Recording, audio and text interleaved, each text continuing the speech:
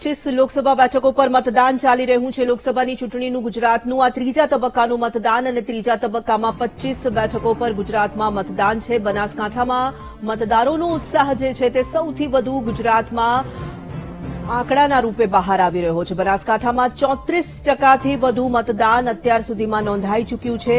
આ તરફ બારડોલીમાં પણ 33% વધુ મતદાન થયું હોવાના સમાચારો મળી રહ્યા છે. ભરૂચ અને છોટાઉદેપુરમાં પણ 32% જેટલું મતદાન અત્યાર સુધી નોંધાઈ ચૂક્યું છે. રાજકીય વિશ્લેષક હરેશભાઈ પંડ્યા આપણી સાથે જોડાયેલા છે.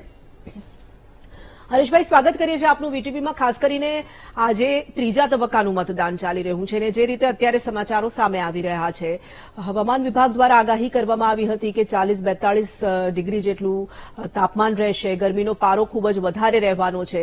અંદેશો વ્યક્ત કરાઈ રહ્યો હતો કે મતદાન પર અસર થઈ શકે છે. બનાસકાંઠાની જનતાની જે જાગૃતિ સામે આવી છે, શું કહેશો આપ? યસ, વહેલી સવારથી જે કંઈ આંકડા આવી રહ્યા છે જોતા પહેલા 2 કલાકમાં જ સૌથી વધારે સાબરકાંઠા હતું. અત્યારે બનાસકાંઠા 34.20% મતદાન સાથે આગળ છે. 5 કલાકમાં ખરેખર ખૂબ સારું મતદાન કહેવાય. એવી જ રીતે બારડોલી બેઠકમાં પણ એવું જ છે. 33% ઉપર મતદાન થયું છે. સાબરકાંઠા પણ 33%થી આગળ છે. પોરબંદર બેઠક પર મતદાનમાં થોડી નિરસતા જોવા મળી રહી છે.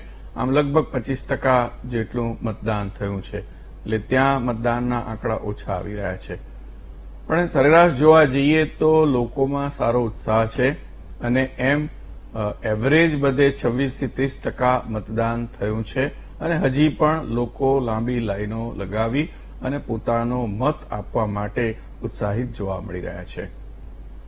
હરેશભાઈ, સામાન્ય રીતે એવું જોવા મળતું હોય છે કે જો વધુ મતદાન થાય તો સત્તા પક્ષને ફાયદો કે નુકસાન જતું હોય છે, જો ઓછું નુકસાન જાય તો વિપક્ષને ફાયદો કે નુકસાન જતું. એ જે આખી વાત રાજકીય વિશેષજ્ઞો હંમેશા કરતા હોય છે. મતદાનના આંકડા જે રીતે અત્યારે સામે આવી રહ્યા છે, સાંજ સુધીમાં સ્વાભાવિક આંકડામાં ઘણું બધું પરિવર્તન આવશે, પરંતુ શું લાગી રહ્યું છે એ સંદર્ભે આપને? ગુજરાતનું ચિત્ર જો જોવા જઈએ ને તો એક બાબત તો બહુ સ્પષ્ટ જ છે. જી, માત્ર બાબત એક જ છે કે કેટલી સરસાઈ મળે. લોકોની નજર ગાંધીનગર બેઠક પર છે અને ગાંધીનગર બેઠક ઉપર અમિત શાહને કેટલી સરસાઈ મળશે એ લોકોમાં એક ચર્ચાનો વિષય છે.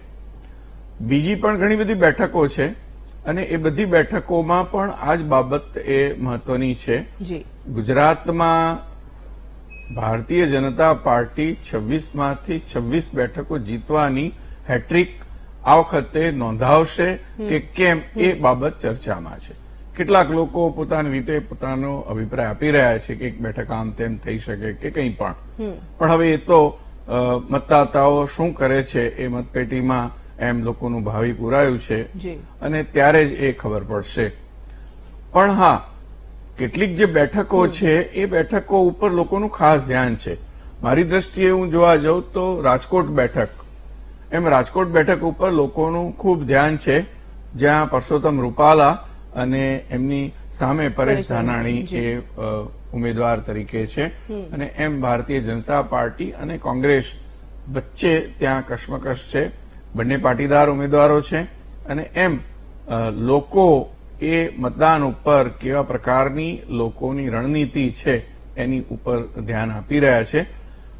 રસનો વિષય લોકોનો છે, પણ જે રીતે મતદાન ચાલી રહ્યું છે એ જોતા એમ બહુ કંઈ અવનવું થાય એવું દેખાઈ રહ્યું નથી. હરેશભાઈ, તમે જે રીતે ખાસ કરીને રાજકોટ બેઠકની વાત કરી કે પરસોત્તમ રૂપાલા વર્સિસ પરેશ ધાનાણી, એમાં સૌથી મોટું ફેક્ટર એક કામ કરી રહ્યું હતું ક્ષત્રિય આંદોલન જે રીતે ચાલ્યું ને હજી પણ ક્ષત્રિયોનો એક આખો વર્ગ છે એ નારાજ છે ને નારાજગી દર્શાવી રહ્યો છે. ઘણા બધા જિલ્લાઓ એવા છે જ્યાં ક્ષત્રિય મતદારો વધુ છે. એ બધા જિલ્લાઓમાં થોડી અસર પડી શકે છે, સરસાઈમાં ફરક આવી શકે છે. ખાસ કરીને આજે આપણે 25 લોકસભા બેઠકોની વાત કરી રહ્યા છે, તો એમાંથી કયા જિલ્લાઓ તમને એવા લાગી રહ્યા છે કે એમાં આ આંદોલનની અસર જોવા મળે? આમાં હું વ્યક્તિગત રીતે જો મારો અભિપ્રાય આપું તો આંદોલનની એવી કોઈ ખાસ અસર જોવા મળી રહી નથી. રાધર પરસોત્તમ રૂપાલાએ માફી માંગી લીધી. એક વાર નહીં, 2 વાર નહીં, 3 વાર જયારે એમણે માફી માંગી લીધી એટલે ઘણા બધા લોકો એનાથી સંતુષ્ટ હતા પણ કેમ જાણે કેમ પણ બહુ નાનું જૂથ એ આ બાબતને હજી આગળ વધારી રહ્યું છે. જોકે ગઈકાલે સાંજ સુધીમાં તો એવા પણ સમાચાર આવ્યા કે રાજપૂતોના પણ એમ બે જૂથ બની ગયા છે. એક જૂથ એ ખરેખર ઉદારવાદી જોવા મળ્યું. એમને લાગ્યું કે હવે આ મુદ્દો આપણે ચૂંટણીમાં એટલો બધો આગળ ન કરવો જોઈએ. સામે બીજો એક જે વર્ગ જે લઘુમતીમાં હોય એવું લાગે છે, પણ ખરેખર એ પોતે એમ નારી અસ્મિતાના નામનો મુદ્દો બનાવી અને એને હજી પણ ઉછાળી રહ્યો છે. એટલે જે કંઈ રાજપૂત સમાજ અને દ્વારા પરસોત્તમ રૂપાલાનો વિરોધ છે, તો પરસોત્તમ રૂપાલાના વિરોધને ભારતીય જનતા પાર્ટીના વિરોધમાં આગળ લઈ જવા માટેનો પણ એક પ્રયત્ન થયો અને એમ અન્ય બેઠકો ઉપર પણ એની અસર થાય એવું એક આંદોલનનું સ્વરૂપ હતું. પણ જો કે રાજપૂત નેતાઓ એની પર ઘણું બધું નિયંત્રણ મૂકી દીધું અને એમ એ મુદ્દો માત્ર રાજકોટ બેઠક પૂરતો જ રહેવો જોઈએ અને અન્ય બેઠકો ઉપર એની ખાસ અસર ન થવી જોઈએ એ બાબત છે.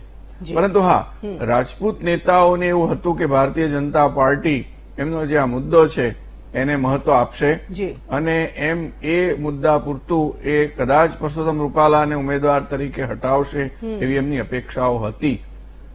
જો કે ભારતીય જનતા પાર્ટીએ અહીંયા એ બાબતને મચક ન આપી અને એમ આવી જાતિવાદી બાબત આજે નહીં ને કાલે જો એકવાર એક જગ્યાએ મચક આપે તો ફરી પછી આ જ પ્રકારના મુદ્દાઓ બીજી વાર પણ ઉભા થાય. ભૂતકાળમાં પણ જયારે પાટીદાર આંદોલન થયું ત્યારે આપણે જોઈ ચૂક્યા છીએ આ જ બાબતો અને એમ આ વખતે પણ એ લોકોએ એને મચક નથી આપી.